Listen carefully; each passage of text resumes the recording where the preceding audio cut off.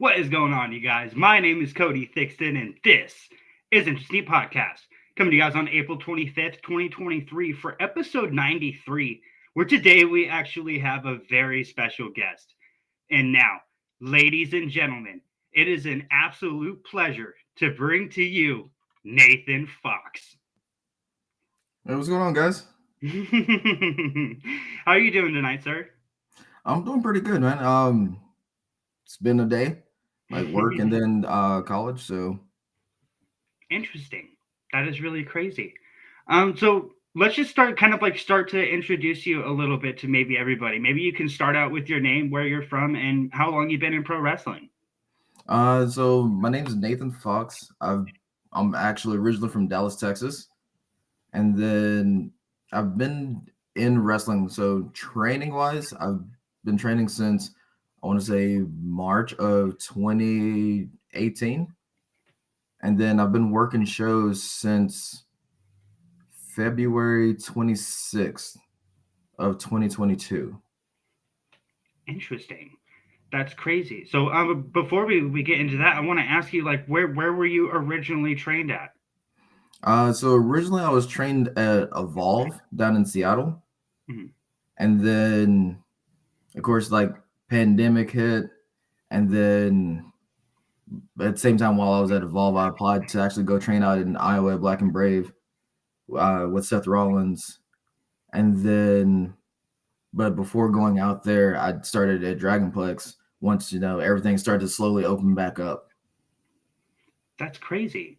So like what drew you towards your first school? Like can you walk us through like getting there and going throughout the training? So going to Evolve actually was really interesting because like I never knew how to get into like pro wrestling. Like I didn't have like the greatest internet access as a kid. So like getting on school computers and stuff like that was just kind of very limited. So like once I got moved up to Seattle, I was kind of like, when's WWE going to come up to Seattle? Because I've been to a couple WWE events. Excuse me. And I was like, oh, when are they coming up to Seattle again? And next you know, there was a what was it, a seminar and tryout for WWN at Evolve. And I was like, well, I'm not trained enough or have ever stepped into a pro wrestling ring to do a seminar, but I'm gonna go check out this gym. And like the gym was like, oh, we do Muay Thai or kickboxing, jujitsu, boxing, and pro wrestling. And I was like, all right, this seems like my type of gym, even if it wasn't just for pro wrestling. I'm like, all right, cool. I've done like all this other stuff before, so like, why not come here? Yeah. Yeah. So you just said that like you had done like other stuff. Did you mean kind of like other physical sports? Yeah. So like, let's see. Growing up, I did like amateur wrestling for like a season because I moved around a lot as a kid. So when I switched schools, I didn't want to like switch teams, and I was just like, all right, I guess that time for like amateur wrestling's over. But then once I joined the military, like off and on, I would do like MMA. So I would get really into like submission wrestling and a little bit into kickboxing. And then even like for a little bit of time, I did um, capoeira, but then also I did parkour. So it's like one of those things. Like when like the opportunity to go into wrestling, I was like, that's pretty much everything I've done before, just put into like one thing. Yeah. Yeah, so I bet like especially with your military experience that like no trainer kind of ever feels like like you're obviously never going to give up, and like has you having that past experience like really helped you as far as people pushing you like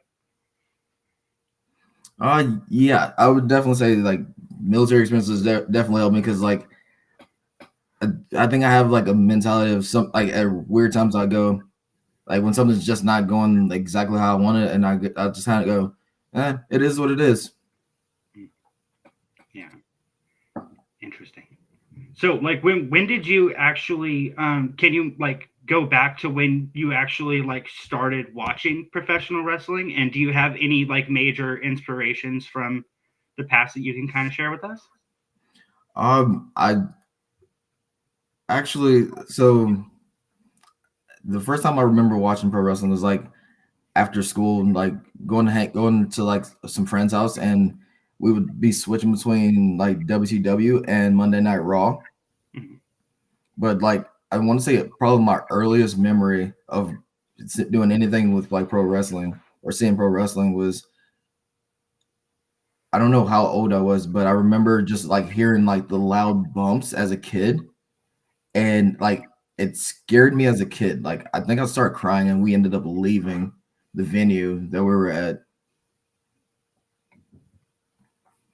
And so it was just like to now go from being that kid, like small kid that was like kind of scared because of the loud noise, to now being the person that calls all the loud noises.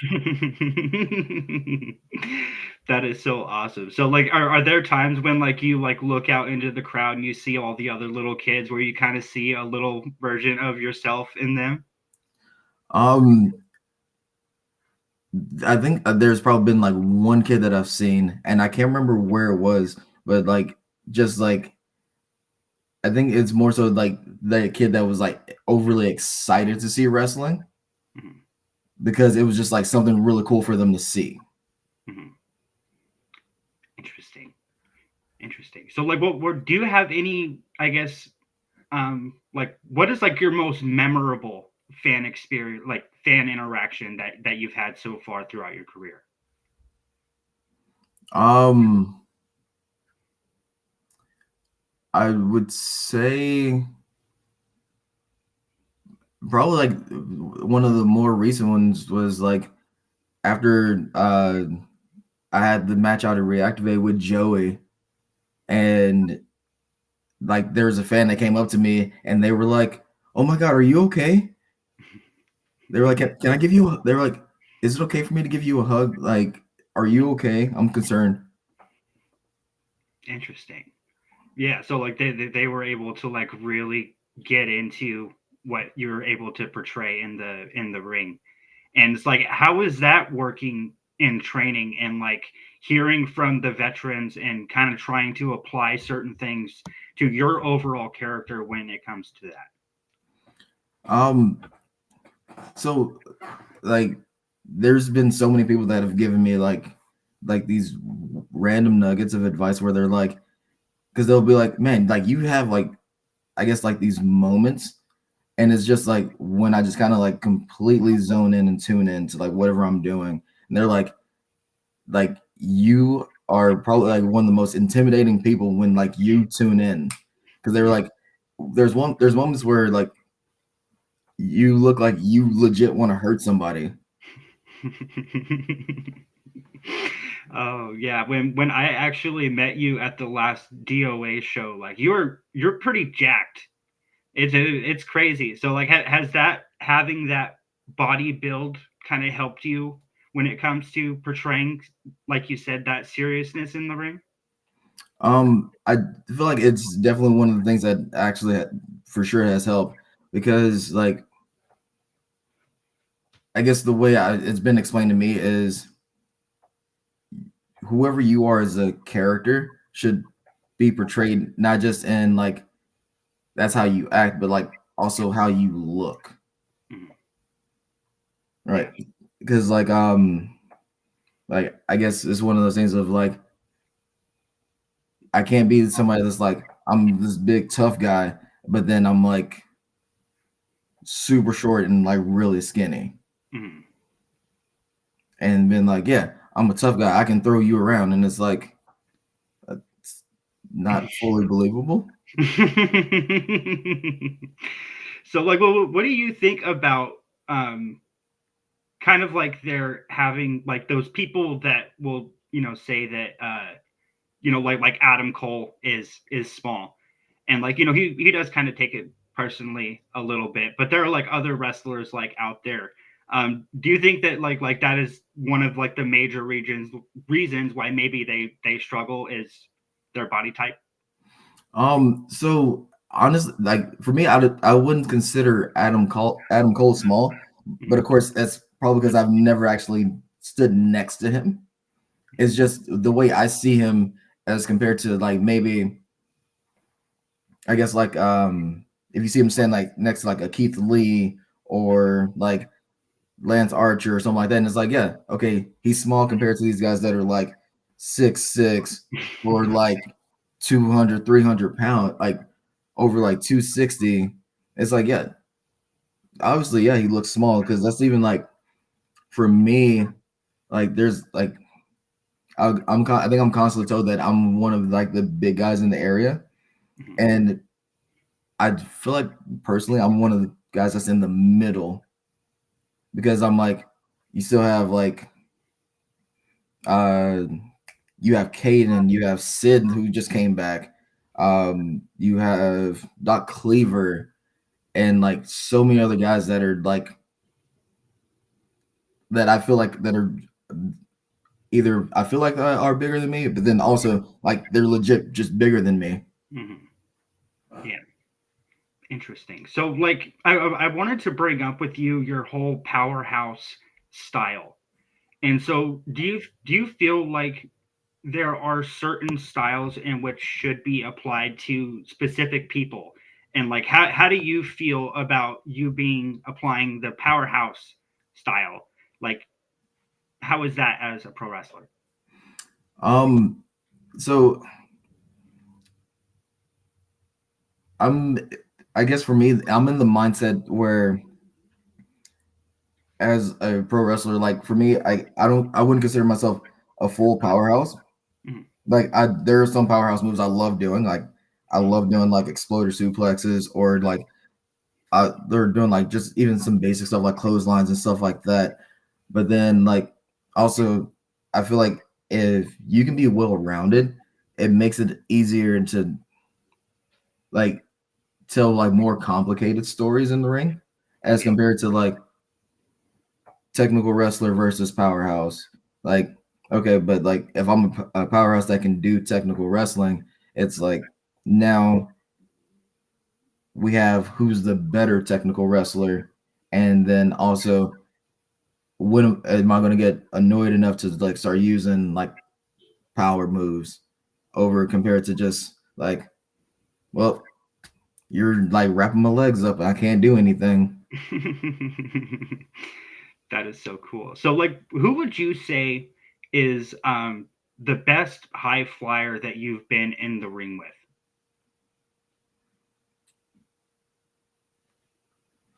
It's but I honestly I'm trying to think of in the high flyers I've been in the ring with, like because like there's I would say Max Burnside, but then there's also like one of like another one of our like one of the younger guys that's coming up right now, Blackheart Ren, is another guy that's like really good at high flying, but like both of them also have like a little bit of like a hybrid style as well. Because like Max Burnside, like he has like this random ability where he will like kick you or like just all of a sudden he's like, all right, cool, I'm just gonna take you down to the ground.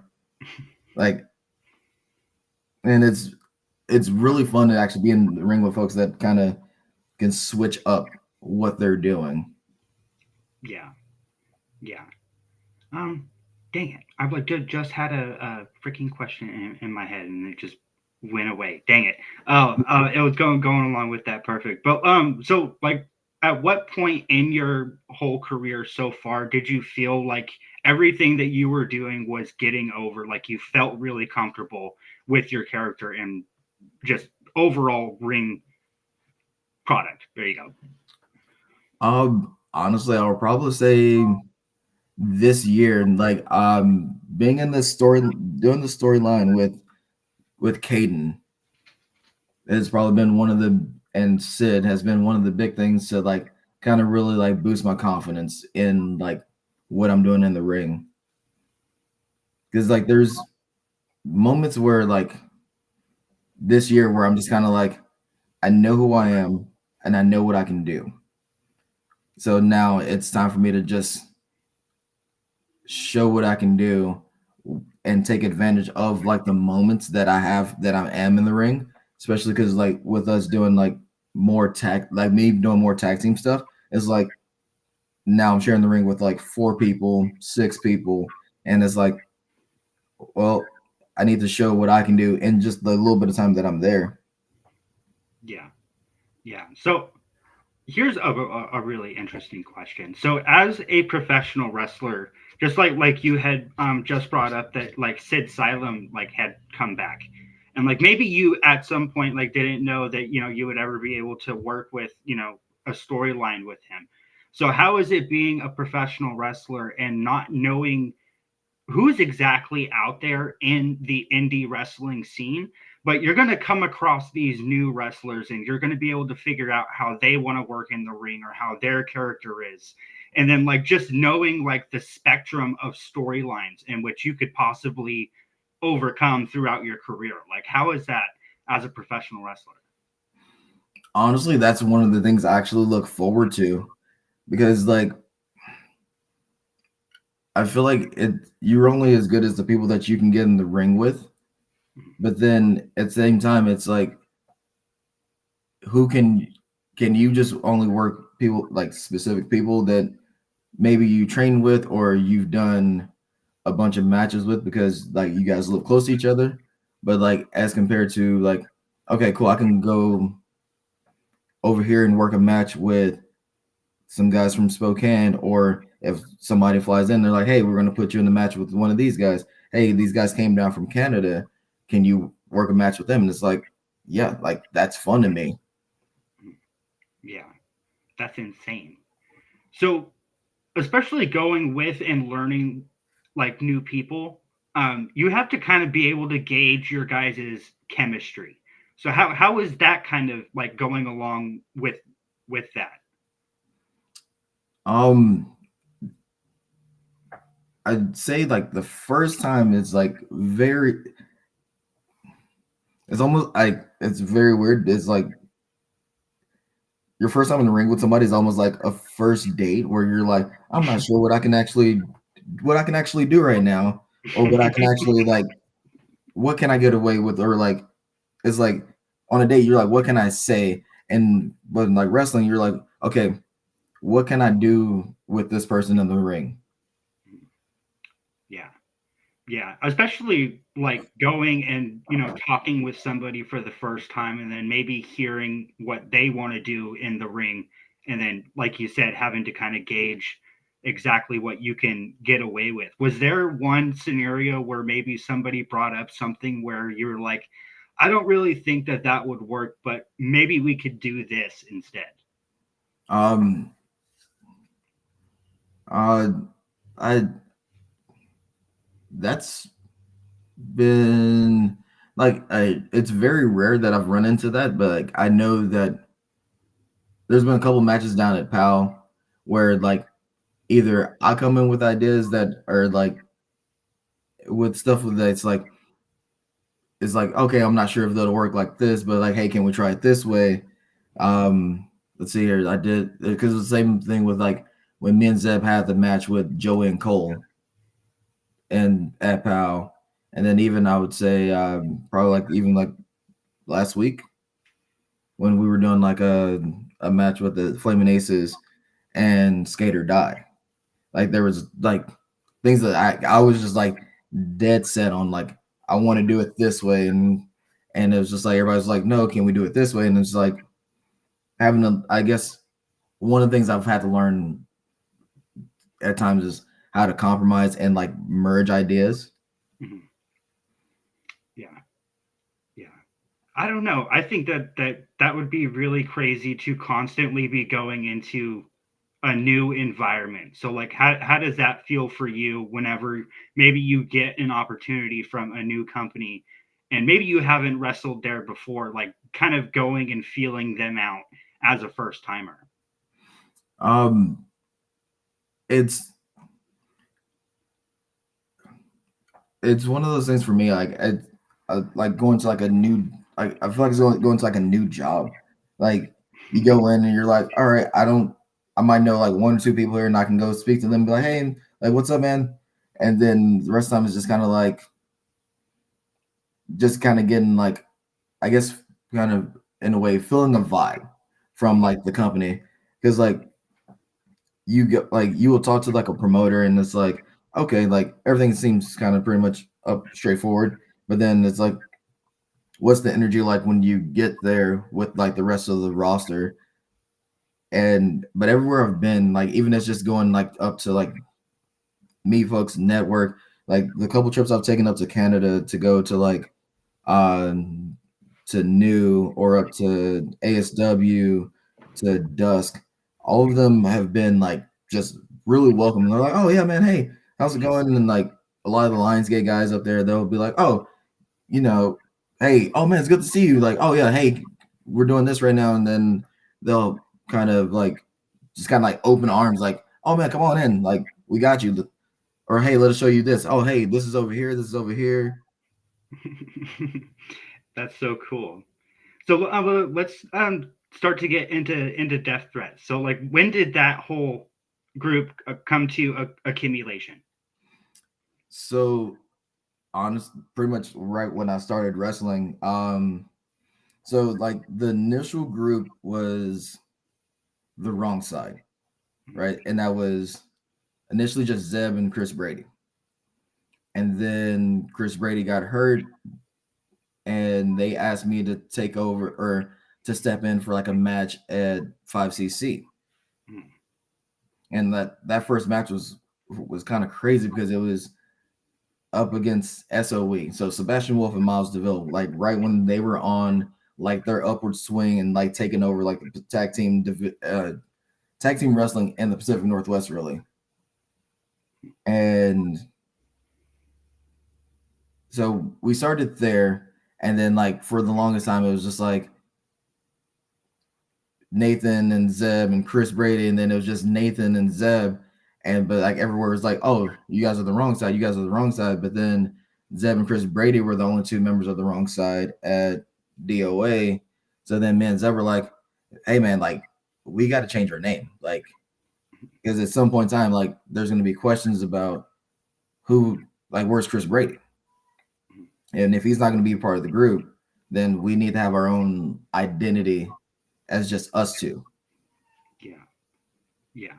So how is that kind of like talking with all the other wrestlers on exactly like like, okay, it's almost like professional wrestlers, like they think very very deeply into their character, like how they're going to be presented, how the fans could possibly react to this or whatnot.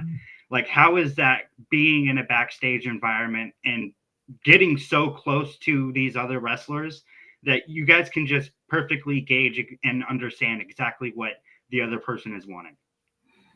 Um, that one, that's an actually interesting question. Like we, it's one of those things of kind of like an anticipation thing. Like it's more recent that I've actually gotten more comfortable with, or more, I got more comfortable with recognizing what fans might, how fans might react, like left or right.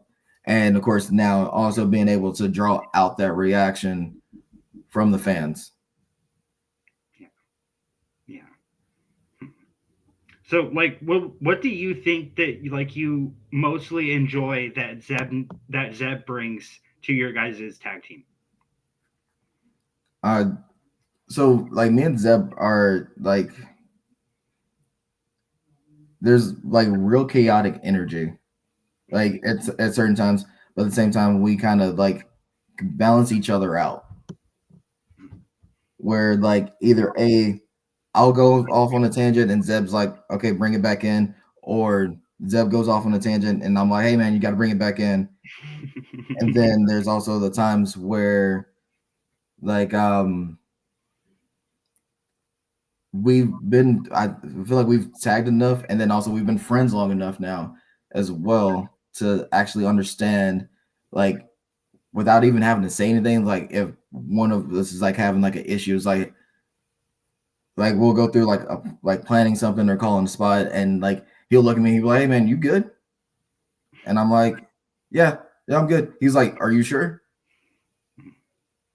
Yeah. So, like, would you say that like you guys are like such a good unit that like let's say something happened like during the show and then plans had to be changed like on like a dime, like you guys would instantly know like exactly what you guys want to do just because you guys understand your guys' characters so well. Honestly, yeah, like that's actually happened to us a couple of times where we were in like matches, and we had to like there was just like somebody wasn't in the exact right spot. Somebody wasn't in the spot that they need to be in, or the wrong person was in, or the wrong person was legal. And it's like, all right, well, hey, we're switching over to this. It's like, all right, cool, and we just go. That is so awesome.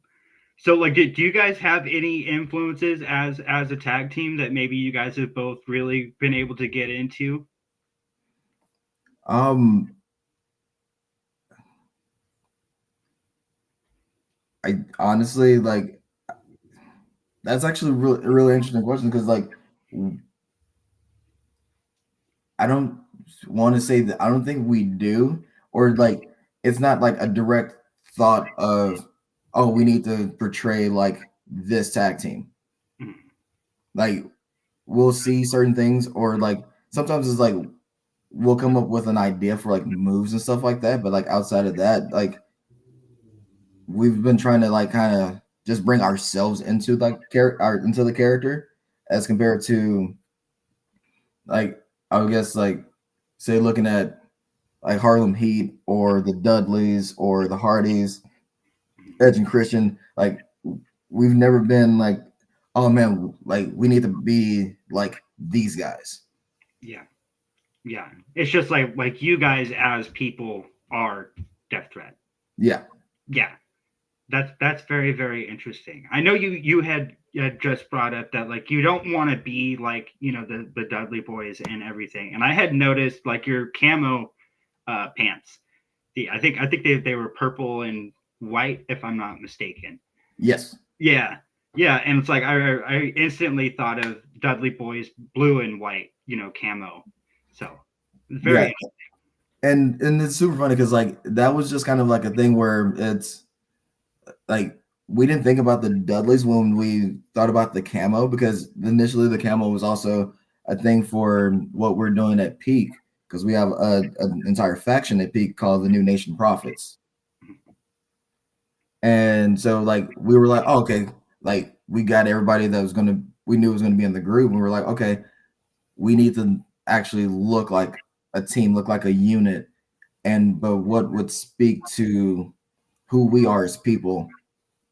And the thing was like Zeb being a graffiti writer, me being somebody that has always been interested in like fighting, whether it be like MMA or like I guess like street fighting and stuff like that, like whether it be like the video game Street Fighter or just like watching there's was a movie Blood and Bone, and then but it was just like okay, well our gimmick is more of like a street gimmick, so what would make us stick out as like a street gimmick, but that's not just going out in jeans.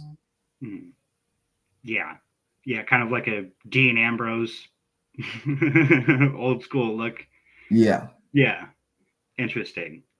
So let's kind of talk about you turning on Caden Cassidy because I know you guys were like holding up a sign that said Kingpin, and then Zeb went up and spray painted an X on it, and then you guys like put it through his through his head. So like how was that kind of like coordinating that whole turn as a group? Um, it was interesting because it was like knowing like that was the plan that was coming that was going to happen. It was like okay, well, how do we want to like execute this? Like, and it's like, well, Zeb's been has the thing with like again painting canvases and stuff like that, and then so like what better way to kind of like symbolize that because like I've been on this thing of like watching like not just like stuff from pro wrestling, but also watching how things are set up in movies, and it's like how do we foreshadow this? Like so like even like on the entrance, we're like okay. we already have the canvas written out. It says Kingpin, so we hold it over his head, right? So everybody can see. All right, cool. Like, we're representing the Kingpin. Like, we're adding the Kingpin style to what we do. And then it's like, now when we get to that time where we're going to turn on him, it's like, all right, cool. So we had the sign above his head, and now we're going to put his head through that canvas. Yeah.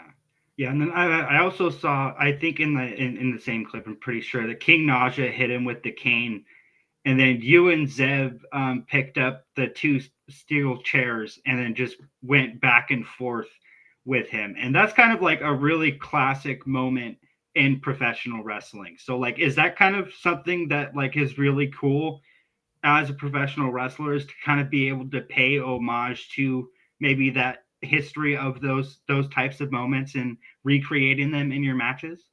Oh, definitely, because it's like you'll see like those moments, but then it's like, okay, but how can I take this moment and but then make it our moment where it stick where it, like when people see it like this, they would go, oh yeah, I remember when Death Threat did that to Caden, as compared to like, oh yeah, that's just like another chair, somebody getting hit with a chair. Yeah, yeah. Okay, here's a really interesting question. So, do you feel that because of the fact that like we don't get weekly shows in indie wrestling, like if you're watching like one specific company, it's kind of spread throughout? Because whenever I've talked to people about professional wrestling and WWE, they kind of say that like the weekly shows don't really mean anything unless you want to follow the storyline. Because like if you miss a Monday Night Raw, there's going to be another Monday Night Raw that the very next week that you can go and watch if you want to watch it live or whatever, you know.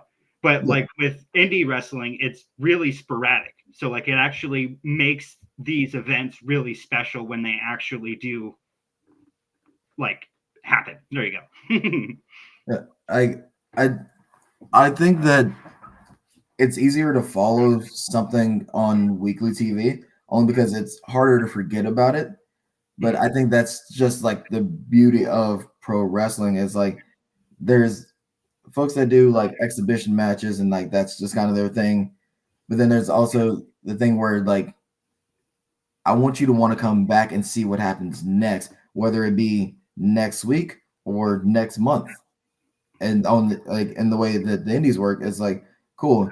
Now you have something that you've been anticipating for like an entire month, where you're like, oh man, I remember last month when they turned on Caden. Now how's that gonna get handled this month? So what would you say is maybe like something that the indie wrestling can kind of improve on when it comes to maybe them not telling as many stories? Um, I think indie wrestling kind of needs stories in a way. Like unless like it's a show that only happens like once every 2 to 3 months, then it's like okay, like you don't have to worry about telling the story. But like I feel like if there was more storytelling, and I guess this is the way in the way of like also having to learn how to take advantage of like social media, Yeah. Yeah. right? Because like especially because now like with even with like Instagram, you can do like 1 minute promos, 2 minute promos. You can film entire segments, like even on like on X, Twitter, whatever you want to call it. Um, you can upload like a 5 minute video to explain and do like an entire just like segment to have that filler between like this show to next month's show. Yeah. Yeah, I've definitely noticed whenever I've gone to the indie shows that whenever a professional wrestler has like uploaded, like you said, to Instagram or Twitter or Facebook or whatever, and they're trying to like build up to that event, like they actually really get like a really good reaction instead of them just being announced on the card. You know what I mean? Yeah. Yeah. Yeah, and I think it would be really interesting if the Pacific Northwest kind of, had it like you said, like going back and forth on social media and taking advantage of those little segments where you guys can just bash each other and build something. Yeah, and because the thing about it is like this is one of the things like I've recently, like I wouldn't say recently, like probably like last year once I actually learned how to do it. Um on Instagram you can invite people to be a collaborator, and it's like, man, why don't more people like invite promotions to be collaborators? Because then like the whatever video promo whatever you do, it not only pops up on your page, it generates on their page. So now people that might not have been able to find you on social media can still see what you're talking about based off of them following the promotion. Yeah. Yeah, that's actually really, really smart. Interesting. Um, I know I wanted to bring up to you your match with Joey Thornton at Reactive, and you guys were actually, the match ended in a double count out. Yeah. And yeah. So you guys were like outside of the ring, and the cameraman was kind of like, I think like I don't know what was happening with the camera, but it was kind of like going at like different directions, and then it like went right, and then as it was coming left back again, that's when you saw Joey Thornton jumping from whatever. It was kind of like it was miscued for the camera. So like what exactly did Joey Thornton do to you that night? So like we had like the full brawl out and stuff like that. So at a certain point in time, I started chasing him, and then like, but he had like enough of a lead to get like up to the stage to jump off of that like off the banister from up there, and then like so he did the jump and then landed, and then like we just kind of continued fighting until we had to get separated by the referees, which is also super funny because I got suspended there for like a show because I hit a referee. Oh man. Oh, that is awesome. I noticed that like Joey Thornton is a pretty big dude, you know. So like Yeah. how is it like working with other big men? Because I've heard from like certain wrestlers that like on paper, those matches sound really good, but then they don't really come out as well as you would think. So like how is it like working with the other big men, but like he could maybe be like technical.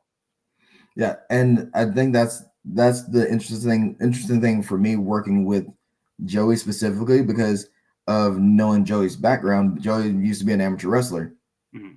so or he has an amateur wrestling background. So it's like, okay, well, I can take advantage of that with me having like a amateur wrestling and jiu-jitsu background. It's like, all right, cool. So that we can actually do like some really intricate like chaining and stuff like that on top of just doing like the big man spots or even not even do the big man spots really because it's like, okay, cool, now we can tell like a whole different story and switch up people's idea of what to expect from us.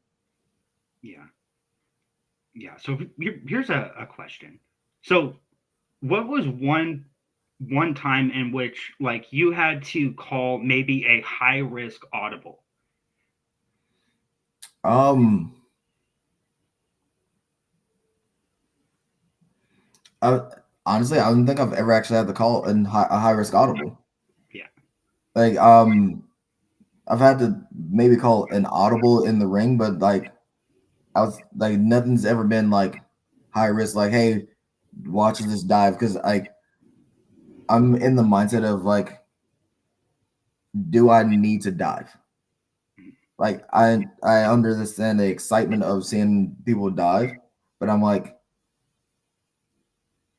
can I tell a better story without diving to get people sucked into a match as compared to like, I don't know what else to do. All right, cool, I'm just gonna jump off of this. Yeah. Yeah. Um, do you think that the Pacific Northwest could maybe use more submission specialists? Yes. Yeah, because that was something that I kind of noticed that like we don't really get a whole lot is people putting people into some technical submissions and then actually having them tap out and you know what I mean? Yeah. So like I definitely like would love to see more like like submission finishes. Hmm. Um because I guess in a way it's like it was explained to me like a while back that pro wrestling shows should be more of a variety show. Cause then like you get a taste of like everything. Like you get your powerhouse matches, you get like your lucha high flyer matches, then like the only thing that I see that's really missing is like having like these really good technical wrestlers. And it's funny because there are a handful of like really good technical wrestlers up here, not just in Canada. There's like some out of Oregon Pro, there's some out of Dragonplex. Um, and it's interesting to see that like a lot of them aren't given like the opportunity to show like their technical prowess, I guess, in a way. Yeah, especially when it comes to submissions and those endings and whatnot. Interesting. So like what do you or what would you say is maybe like your like most favorite company that you enjoy going and working with where wherever ever you get booked with them you're like it's going to be a good weekend. It's very weird. I honestly can't really. I honestly can't pick a company that like over any other company. Like DOA has like a great crowd, and of course, again, stories and just like there's just an energy about being a DOA, but it's also about the same thing like going down to POW. It's like a different energy, but like depending on like who you're there with, it's like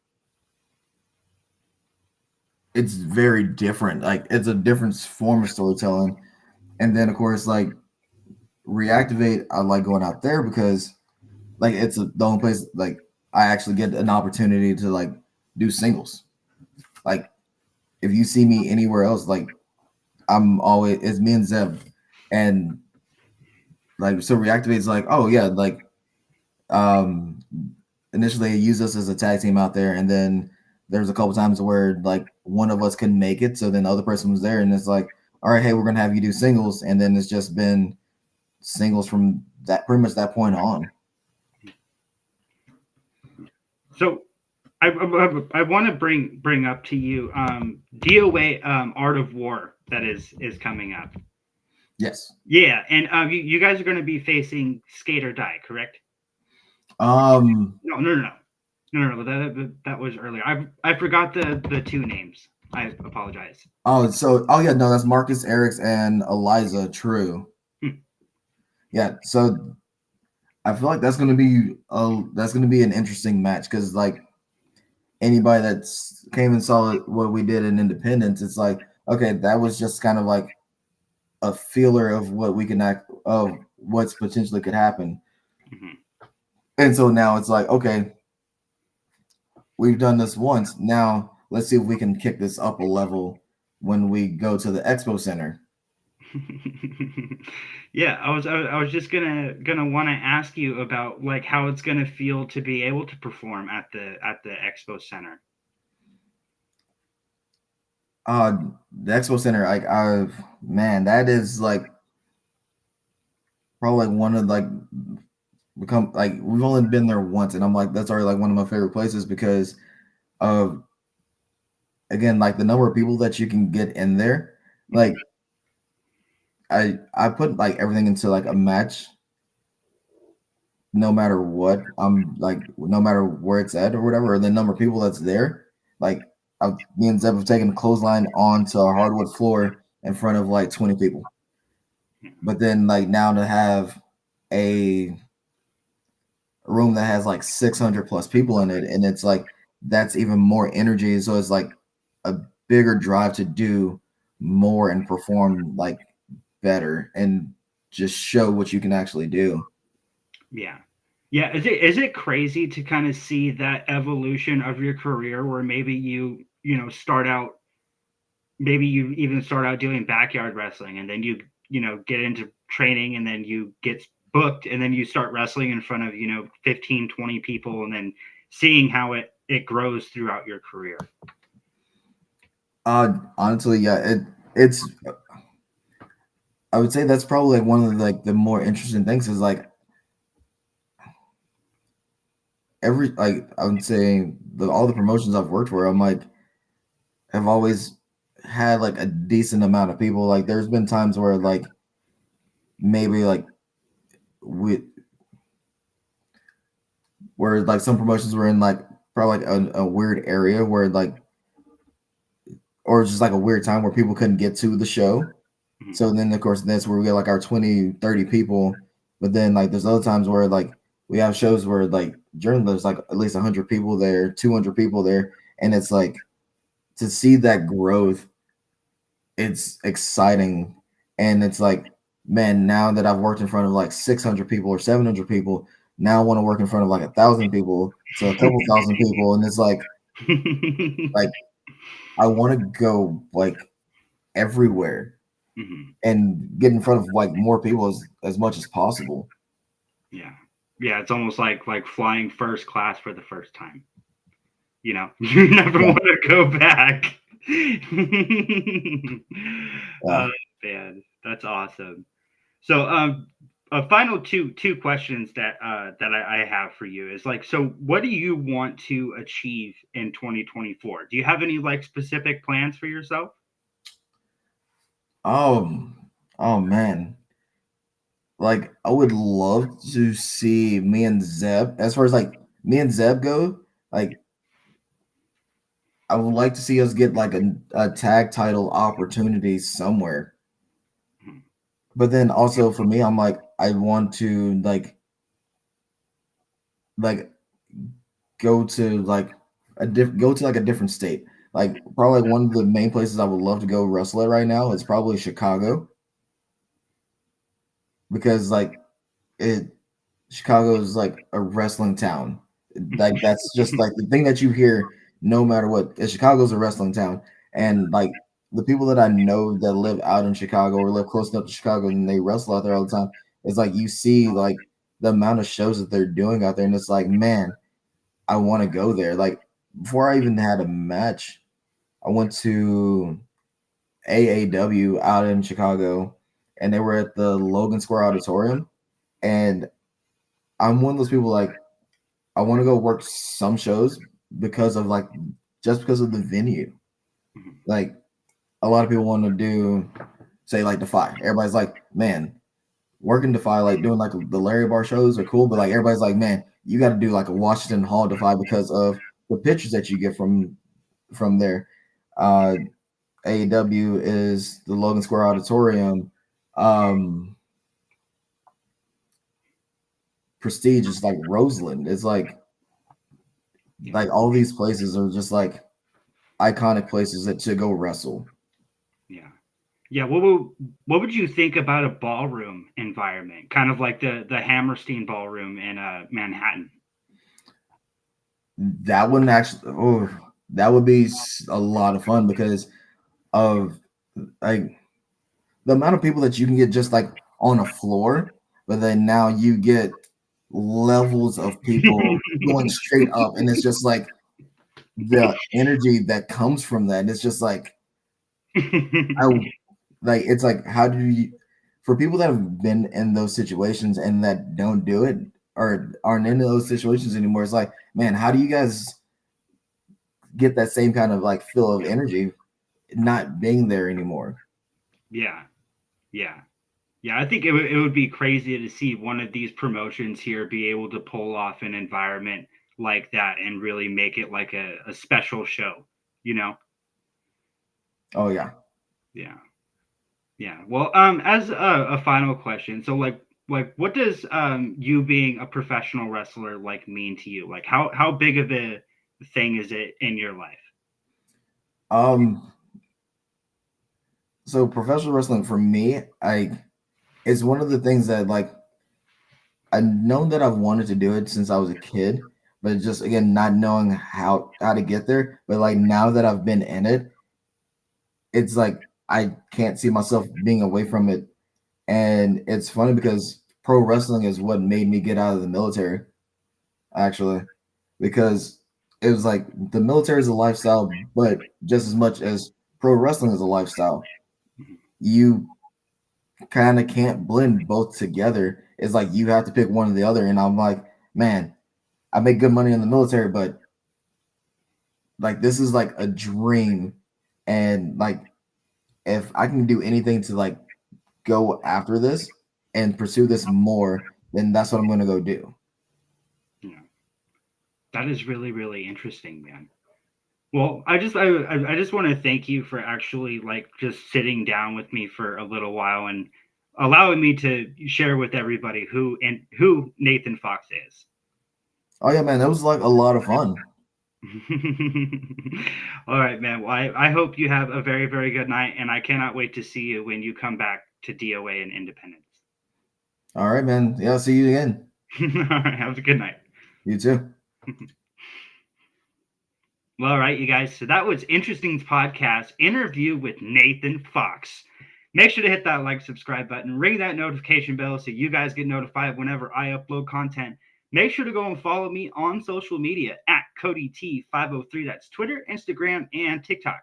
And remember, I will actually be dropping some news for May coming in the next few days. So I'll catch you guys later.